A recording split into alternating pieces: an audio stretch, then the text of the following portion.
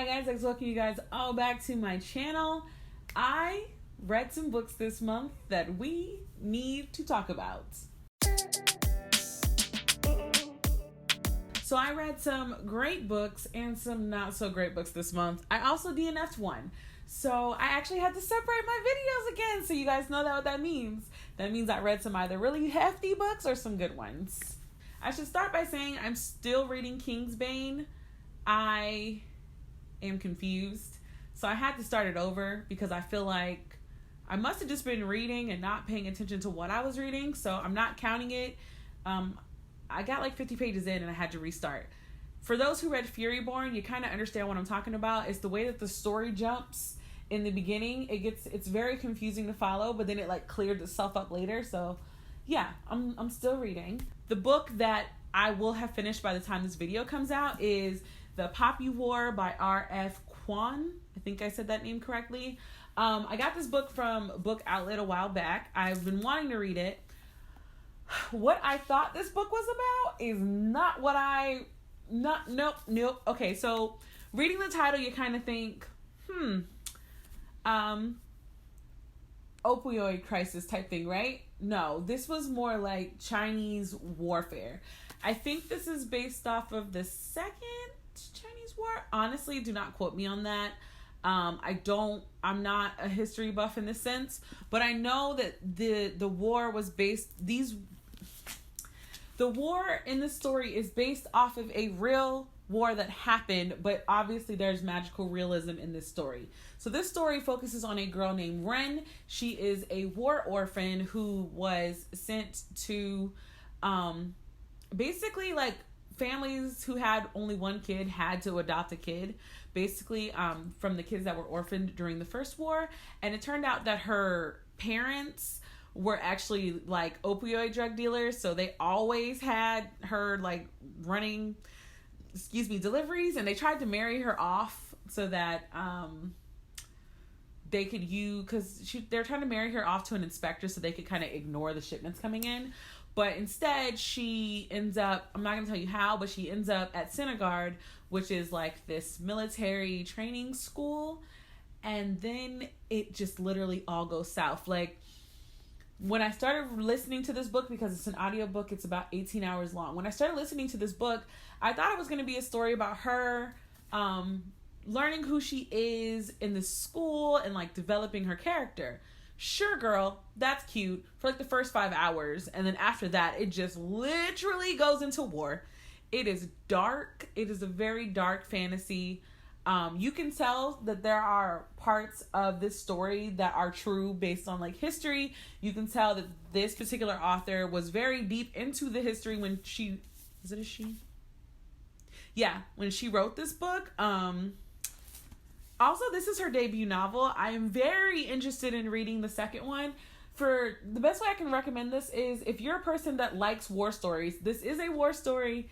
It's not as gory as, well, nothing is as gory as Black Leopard, Red Wolf, but it's not gory. It's got history in it, but then there's also like shamanism and there are other magical realism aspects of it. And it's hard for me to explain this book without giving away spoilers. So, maybe I've been thinking of bringing the blog back. So maybe I'm going to bring the blog back where I can do deep dives into books like this because it's very hard to explain. I have to like write my thoughts out so they can make sense. But I actually really like this book. I'm giving it a 4 out of 5 stars. The only reason that I'm not giving it a 5 is because sometimes it had a tendency to drag. And I think that was because of the world building. So there's a lot of world building and a lot of like building up to the scenes that are in here. And I get kind of bored. But that's just me personally. I do still highly recommend this book. Yeah.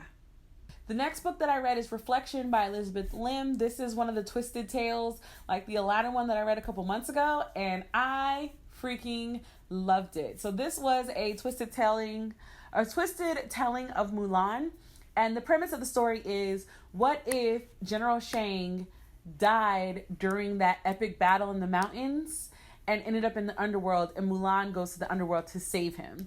So like, just I loved it. Again, this is another book that's deep into like Chinese, I think this is Chinese mythology.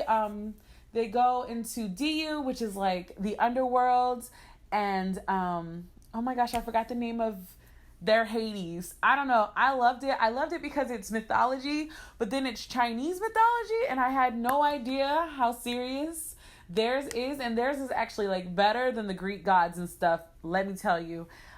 Demons, the ghosts are petty. It was great. I freaking loved this book.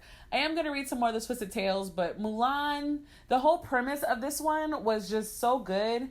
I felt like even though you know what's going to happen, basically, like, it's like you remember the movie, so you know certain things have to happen even in this retelling. The way that it's retold is still freaking fantastic. I loved it. I'm totally recommending this book to everybody. So it's like, yes, I read two great books. But then book number 3 that I read because of my girls from A Seat at the Table. So we were in a chat, I think a couple weeks ago, and Mayona from Little Wolf Reads suggested that we read Twilight. Now, for those who do not know me, they know that I am not a Twilight fan. I think that the writing of Twilight is trash, and I think that the main character, Bella, is horrible. It's just hard. Like, everything about Twilight aggravated me when I was younger, so reading it again as an adult, where, like, I'm very aware of the kind of girl Bella is, was just like, ugh. Plus, you know, the whole narcissistic sociopath that is Edward. But I could literally go into a whole tirade about that. I read it so that we could talk about it. If you guys don't know, over on Oshi Reads, we do a lot of live chats and stuff. I am going to start trying to have some over here. I just haven't decided when I want to, like, take the burden, because I like when Oshale does it, because it means I don't have to worry about it. But yeah, let me know what you guys think about that down below. The next thing that I read is a graphic novel. It is Shuri, that was written by Naninde Okorafor, that came out this year. And I think I gave it like a 3 out of 5. I wasn't really into it. And the main reason I wasn't into it is because, I guess the best way to put it, it felt very Naninde. It had, like, it wasn't enough superhero for me. It was more like the ancestors and all that, and it was just kind of like, yeah, Shuri's this genius, but she's also dealing with ancestors in her head, and you're just kind of like... So the whole premise of this first one is that T'Challa and this other guy that I guess Shuri really likes, they end up going into space in the first Wakandian spaceship, but they end up going through a black hole, and that's where she loses connection to them. So they've been gone for a while, and Shuri's mother, Queen Mother, has basically been trying to get her to take over the mantle as Black Panther until T'Challa returns, but she doesn't want to become Black Panther because for a time she was Black Panther and got killed, and that's why she's got ancestors in her head. Again, I was just kind of like, whatever, I'm just going to finish the book because I started it and it's not that long, but whatever. The next thing that I thank God I got from the library is Broken Throne by Victoria Aveyard. This is, I guess, like the addition to the Red Queen series. And because I read the Red Queen series, I was hoping that it was going to be something I hadn't read or something that would really, like, help the story. The first 2 stories is just Steel Scars and Queen's Song. So the 2 novellas previously, they're repeated in this book.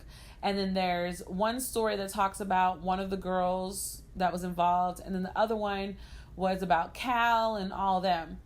I wasn't interested. I realized that, like, yeah, I did finish the series, but when I finished the series, I was done. I didn't care. They had, like, these extra little pages that I guess Uncle Julian, like, put in, like, reports. Again, did not care. Wasn't a fan of that at all. I'm glad I got it from the library, because, girl. The book that I DNF'd is A Map of Days. This is the 4th book in the School of Peculiar Children, Miss Peregrine's School of Peculiar Children series. So, you know, they had the first 3 books, and then he came out with The Map of Days. Basically, it's like, I think I got 150 pages in, and I still did not care. So the whole premise in the beginning is like, oh, you guys can come out now. You're not going to be stuck with time. You're not going to age rapidly. So now you have to start being human. And so it's like this weird thing of like, they're treating normal, it's like they call normals the way wizards call them muggles, but wizards acclimated better than them because, they actually lived around them. Plus, there's this awkward relationship between Emma and the main character because Emma's technically his granddad's girl. So it's just really awkward. I was not interested, so I just DNF'd it. I was going to read it because, again, a series, but I don't care. I feel like if you wait a super long time to come out with another part of the story, I just stopped caring a long time ago. So it's hard for me to get it back. Plus, with that particular series, I liked where it ended. So there's that. I finished Finale by Stephanie Garber.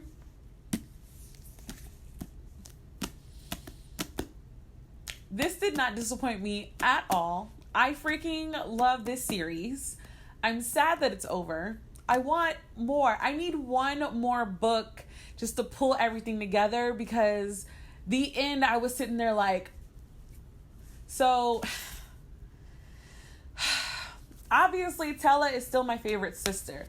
Scarlet got more interesting for once because if you guys remember me saying in Legendary, I didn't really care what Scarlet was doing. In this particular book, even in the beginning, I didn't care what Scarlet was doing. But Scarlet's story got real interesting, real quick. Everybody's parents, they're terrible people. Like, they just stay leaving people screwed up. So I actually went and got this book because I know they're going to change the cover of this series at some point. I want this series cover. I loved it. Everything about this. I was on my... I could not stop reading it for so long. It got to the point where I was like, I need to finish this book, but I don't want to finish this book because if I finish this book, I finish the series. It was such a conflicting feeling. Highly recommend the Caraval series. The finale, the title, the finale of this story is fantastic. I loved everyone. I love Legend, Julian, Scarlet, even Jax. Which, again, can't really talk about because if you haven't read Legendary, you don't know who Jax is. But you need to know who Jax is. You need to know who all the Fates are. You need to know their mother. Oh, my gosh. Their mother. Stephanie Garber did such a good job at keeping me interested and making me feel like everything was coming to an end. I felt it, and I was just kind of like, everything is ending. Oh, my gosh. So... I'm sad that it's over, but yeah, you guys totally need to read this series. I haven't done a makeup book review yet because I haven't quite figured out how to do makeup book reviews for series. It's kind of difficult. It's like doing a book that doesn't have more books to follow is one thing, but when it has a whole series, how should I do these book reviews? So yeah, 5 out of 5. I wish I had more. I want more. But I'm going to just deal with this. So, this book, With Fire on High by Elizabeth Acevedo. This is the Seat at the Table Book Club's Book of the Month. In fact, if you're watching this video, go down to the description box. Because in the description box, you're going to see a link to Oh She Reads. We're actually going to chat about this book later on this evening, and I would love for you guys to join us. Obviously, I love Elizabeth Acevedo. I love Elizabeth Acevedo's voice. Every time her books come out, I wait for the audiobook. She reads her own audiobooks. Her voice is phenomenal, but more than just her actual voice, the voice that she gives the characters in these books are just...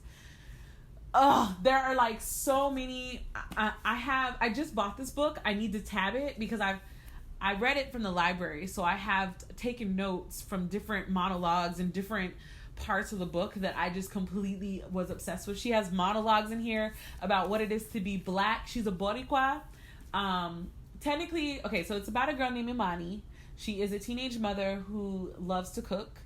And so this is just her coping in her last year of high school, trying to figure out what to do with her life, while also taking care of baby girl. Baby girl is what she calls her. And I swear to God, I loved it. It's so realistic. It's just, I don't know how to describe it. It's another one of those examples of the Black experience being such a vast variety of things for different people, but how relatable it really can be when the story is told perfectly. So what I'm not going to do is tell you guys any further. What I need you to do is mark your calendars or set your alarm to come back to YouTube later on this evening. I'll leave a link come join us. It's going to be such a great discussion. We're actually getting so much better at looking at the chat when we talk. So we're going to talk about this book, guys, because we have been waiting for this book club meeting so we can talk about it. Also, you get to vote about the book for next month. So come join us. All right, guys, so that were all the books that I read in the month of June. Very happy with the books that I read this month. What are you reading, or what did you read? Obviously, my July TBR is coming. So again, thank you guys so much for checking out my channel. And until the next time, guys, bye.